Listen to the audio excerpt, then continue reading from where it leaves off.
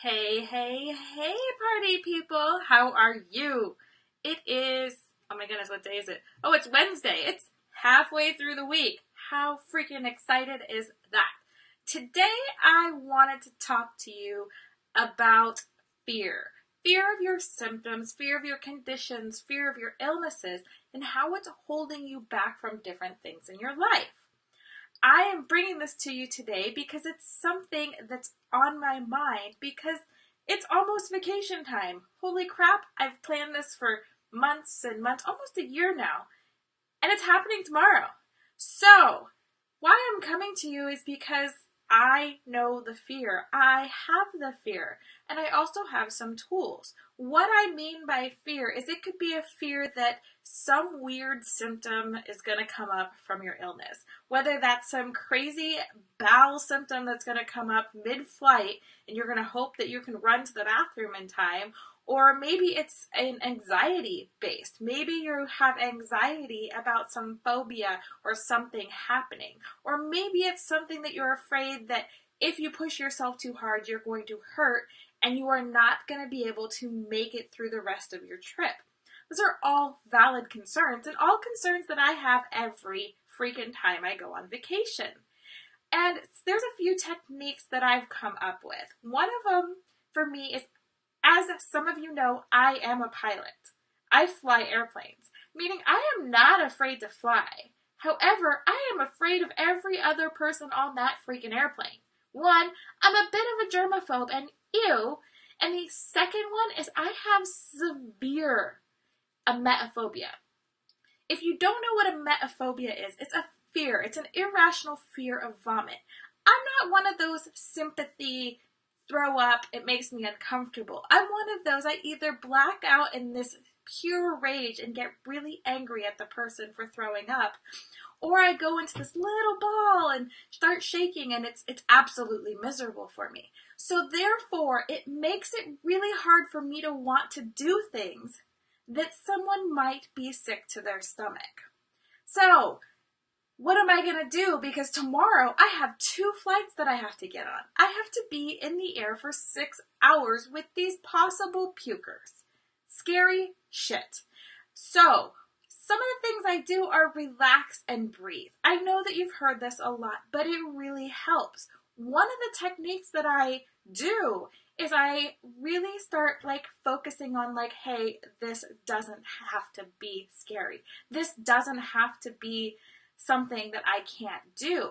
So as you're going through these crazy fears and these crazy things, worrying about what your illness is going to do, how your symptoms are going to show up, or what's going to happen around you, things that you can't control, you can really ground yourself into these moments. And by that, I mean just coming back to your breath and focusing on your breath, getting that mind back into your body. So for me, one of that techniques is I sit down and it's a 10 breath process.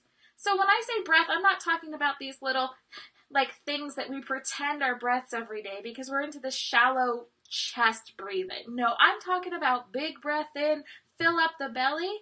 And what it entails is the first 3 breaths are huge breath in through your mouth, fill up the top, fill up everywhere, and really let it out for 3 breaths. The second set of 3 breaths is breathe in through your nose and out through your mouth. So, head out through your mouth and really just push it all the way out. The next one is your thumb and your middle finger. Place them near your nose and breathe in with one side of your nostril. Close it off and breathe out the other side. And then the side that's open, breathe in, cover, and breathe out the other side. And do that back and forth for 4 times. So what you get is 10 breaths. Well, what that's all of a sudden done is it's taken that fear, that unknown, and focused it on the breath. So especially with the alternating nostril breathing, you really focus. And if you're able to focus down on the breath coming in and out, in one side and out the other, back in that side and out the other, in and out, you're able to really like get that sense of calm going through your body, the calmingness of your breath. And this can help like in any situation where you have a little of that fear and a little of that anxiety. Maybe you're someplace that you can't really focus that much. Like let's say the big belly breaths are too much. You might be able to just imagine your breath going in one side and out the other, so that you're starting to still think about that motion of your breath, and that's calming. It's like rocking your body. So it's a calming effect, and people won't even know what you're doing. So there's a ton of different ways to get past this, and you've got to figure out how to do it, because you shouldn't be stopping yourself from living your life because you have an illness. Yes, there might be restrictions in your life. There might be things that you really want to do that you can't do anymore. I know for me, there's some things that are way outside my limitations, especially like in my yoga practice or some of these hikes that I'd really love to do. I know my body can't handle them, but I can compromise with myself and do some of the other things. And when I feel that creeping of that anxiety shuffling back in my body, I can come back to my breath and just really focus on that. The point is that even though I have so many diagnoses, that I have so many ongoing symptoms every day, I'm not letting that hold me back. I'm going on a 10-day? I think it's a 10-day trip. And I'm going to be fishing and hiking and exploring. Is that scary for someone who has a pain disorder? Yeah, it's terrifying. But I'm not going to let it stop me. I am going to listen to my body and put limitations on what I'm able to do if needed. But I am not going to put those limitations on myself until they are needed. And that's the choice. That's the power of choice. That's the power of living with your illness instead of letting your illness live your life or letting your illness dictate how you live your life. You know, hey, we all poop. So if you're scared that you're going to have to poop on a plane, don't let that be a fear. There's plenty of other people that are going to poop on that same plane as you. You know, if it's a fear of, you know, like me, something irrational happening around me that I can't control, I bring myself to my breath. I mean, I do a lot of other things, you know, to try to, you know, prevent this from becoming a problem. I put a little bit of Vicks under my nose so I can't smell anything in the plane, and I wear my Bose noise canceling headset, and I'm either listening to an audiobook and taking notes because I love to learn, and hey, I'm stuck for 6 hours, I might as well be learning something, right? And more for me to share with you. And you know, it's really, there's ways that you can set yourself up for success when you have a fear, when you have a fear of your symptoms, when you have a fear of something that you can't control that's outside your symptoms. Whatever it is, you don't have to choose to let those things live your life and let those things dictate that you can't go out and do things. And that was my message for you.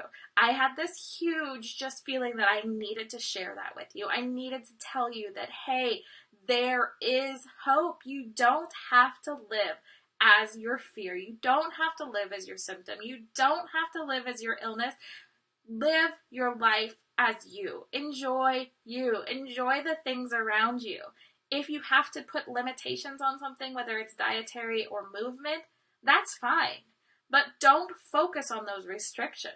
Let's shift that focus. Let's crowd out those things that you can have and crowd in the rest of your life with so many freaking amazing things that you won't even know what freaking hit you, because it's like, for me, I feel like I'm living someone else's life, because a few years ago, I was the person that I could walk in the ER and almost every single person that did the check-in was like, hey, Jennifer, go to triage, whatever, too. And then those nurses that came in were like, hey, Jennifer, you're back again.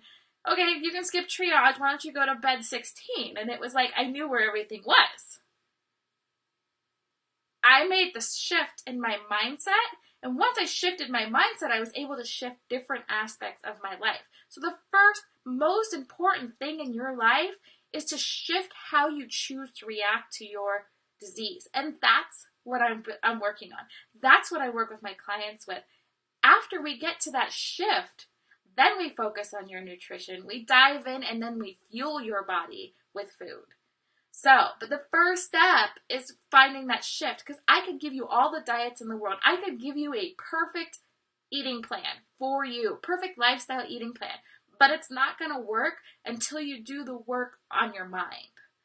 And that's so important. So happy freaking hump day. I will be coming to you while I'm on vacation, sharing things with you. Maybe I'll even show you how I go through things at the airport. If there's time and it's not like overly crowded where it won't work. But I really want you to know that it is possible to not be stuck with your illness. It is possible to move beyond some of these things. It is possible to find out what fuels your body and excites you. Because I know that you see me doing yoga and going on these vacations and living my life, but I still have days where I get out of bed, 5, 4, 3, 2, 1, thank you, Mel Robbins, get myself out of bed, make my bed, thank you, high-ranking military officer that says make your bed, where I turn around and look at that bed and I say, nope, not today. Unmake the bed and get back in bed and live there until I can figure out how to move with the pain in my body. It is not perfect, but the majority of my life, I'm going to say 80-20. Maybe we're pushing 90-10, but 80% of the time I'm able to manage and live my life and love my life. That 20 to 10% are shit days. They're just days that I write off and say, sucks to have a chronic illness or 2 or 4, So it is possible to get more of your life back. It is possible to have, maybe right now you're at a 90-10 or a 95-5, where 95% of the days you're like, nope, not today. And those 5% are just amazing for you, but then they wipe you out, which brings you back to the 95% of feeling like crap. We can start shifting that. You can start shifting that. And it's a lot of, I know it seems silly, but it's a lot of shifting how you react to your illness, how you fuel your body, the things you fuel it with, and how you approach each situation.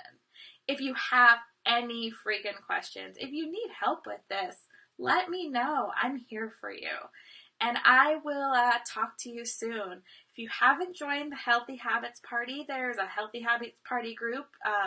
If you're a little more comfortable sharing personal stuff in a smaller setting, there's a Facebook group, and the Stop Dragonette community is coming soon. And I can't wait to tell you what's going to be in that community, because it's going to be freaking thebomb.com. Anyways, have a great Wednesday, and I will talk to you all soon. Bye for now.